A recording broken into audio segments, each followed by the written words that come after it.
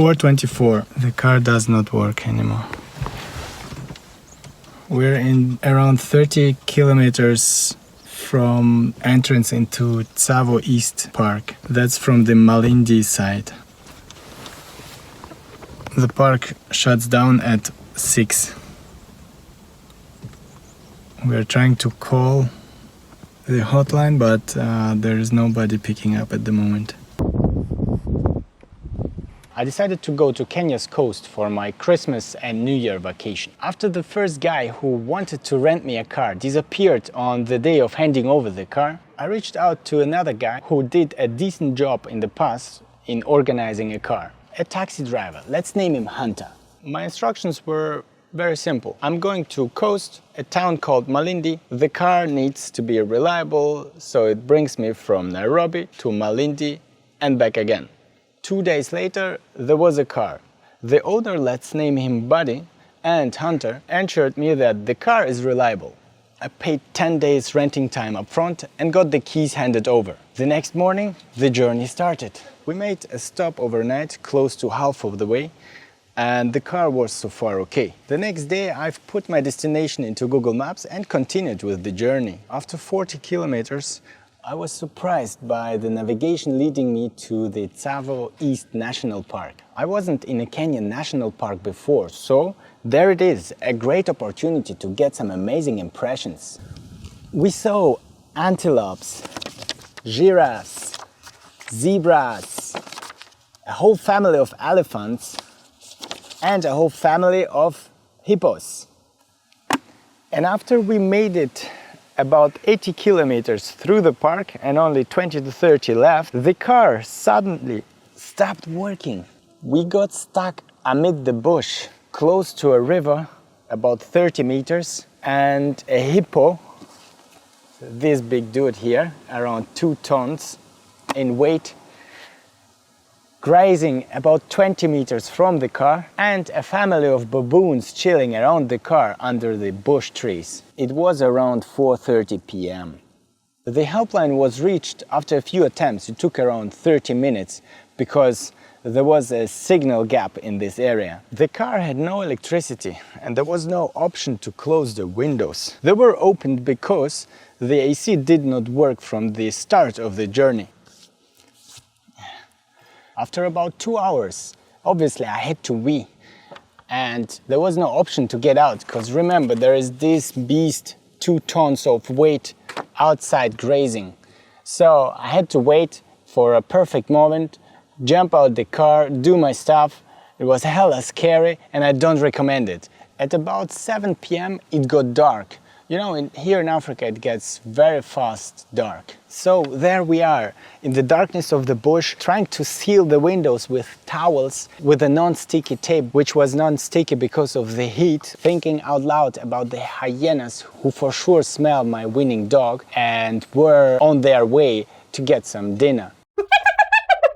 The rangers arrived about an hour after sundown, making it before the hyenas. Since the car was rented and there were big animals around, it was necessary to tow it from this place. It turned out that the car frame wasn't very robust and we had to stop the attempt after a few hundred meters. The rangers brought us to the gate of the park. They told us there is not really a hotel or a village for the next 100 kilometers, but there are lodges around which are quite expensive, and there is a camp outside the park around 3 kilometers. We can overnight there and decide what to do the next day. Waking up in the camp early next morning, we were surprised how nice it actually is. A river close by with the bush on the other side, crocodiles, hippos, antelopes drinking water from the river. Great and friendly stuff. We realized that we got lucky to find a gem of a place.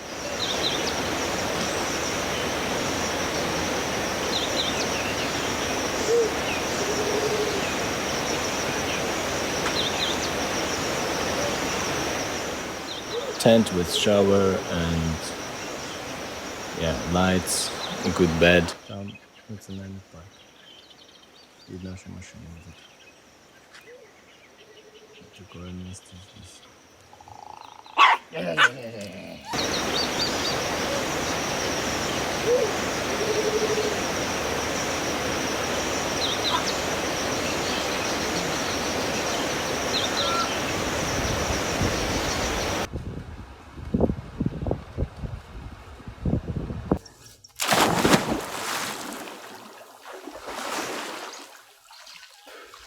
Speaking with Hunter the next day, explaining him what happened, I noticed that he blames me that I went through the park. His main argument was that by going to the coast to Malindi, I take the long road through Mombasa. My argument was that I asked for a reliable car that brings me from A to B, and that it does not matter where I go if that was not explicitly mentioned. After back and forth and me trying to be polite, we agreed to split the bill for the mechanic coming all the way from Malindi, 100+ kilometers, and check out the car, and ideally to bring it to the gate of the park. At that moment, it was not clear what has happened to the car. The mechanic came in the late afternoon, checked the car, brought it to the park gate and reported to Hunter about its condition, heading afterwards to the camp. While the mechanic was on his way to the camp, Hunter called me and reported that we need to pay the mechanic 6K in addition for unexpected expenses,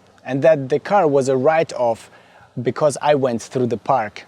Right after we finished the call with Hunter, Buddy called me and told me a similar story, but in his version it was necessary to pay 8K to the mechanic for the unexpected expenses. At that moment, I noticed the first red flag.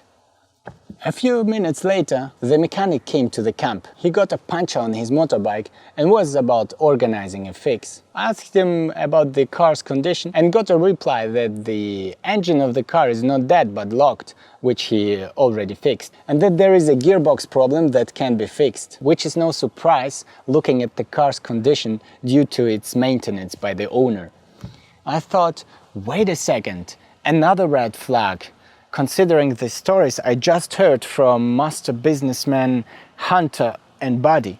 The mechanic and I decided to call Hunter and Buddy and explain them that I won't pay the extra costs since I still need to be paid for the 8 days I couldn't use the broken car. Hence, they should sort it out with the mechanic by themselves. Hunter, Buddy and the mechanic were arguing on the phone using the loudspeaker and in English language upon my request, accusing each other of multiple things. Hunter at some point changed his story, blaming the mechanic that he didn't do his job since the car is not running, whilst the mechanic was insisting that he has done his job, bringing the car to the gate and finding out what's wrong with it, which he did. During this whole arguing, it turned out that the mechanic was actually asking for 4K, but Hunter told him that he will ask me for 6K, and when I pay the mechanic the 6K, he should send 2K to Hunter. Buddy obviously smelled the opportunity and added 2K while calling me, resulting in 8K. Later, the mechanic decided to ask for 6K because he wasn't in the workshop earning money and he needs to go all the way through the bush, the 100 kilometers, while it's dark outside and late. It was after 10 p.m. That would be the compensation. After 2 hours arguing, they decided to pay him 3K and insisted that I need to pay him the other 3K. At this point, I knew the only thing I need to do is trying to get my money back for the 8 days. To no surprise, I received a smart-ass proposal that I should pay the mechanic up front and that they will refund me once the car is back in Nairobi. Well, we did not find a common ground on that. I told them that I'm planning to go on with my vacation and that I'm not planning to do any favors anymore. On one side, I uncovered a sketchy attempt to fool me, not only for a few thousand Kenyan shilling, but on fixing the whole car with its fucked up gearbox, which probably was doomed to fail at some point of my journey anyways. I didn't have to do much for the uncovering. They basically snitched upon each other while arguing on the phone. But what's more important, I uncovered a great experience of Kenyan nature, spending a few days at the Bush River in the camp, observing crocodiles, hippos, birds, gazelles, and do some great studies like this one, or this one. Now I have this great material to go back to my studio and keep on painting. Be nice and stay creative.